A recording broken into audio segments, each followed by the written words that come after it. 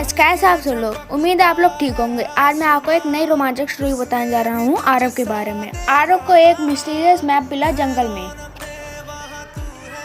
Map उसे deep जंगल के अंदर ले गया और फिर सडनली एक मैजिकल वाटरफॉल सामने था और वाटरफॉल के पीछे एक सीक्रेट केव थी। जैसे ही आरव उसके अंदर गया, आरव ने एक एंशिएंट पजल सॉल्व कर दिया और एंशिएंट पजल सॉल्व करने के बाद वाटरफॉल एक ग्लोइंग पोर्टल बन गया और उसके अंदर से अजीब और गरीब जानवर निकलने लगे और आरव ने जंगल का ग्रेटेस्ट सीक्रेट डिस्कवर कर लिया। अगर आपको इस वीडियो का पार्ट 2 चाहिए तो हमें कमेंट्स में ज़रूर बताएं और चैनल पर नए आए हैं तो सब्सक्राइब जरूर करें। Please guys, support me.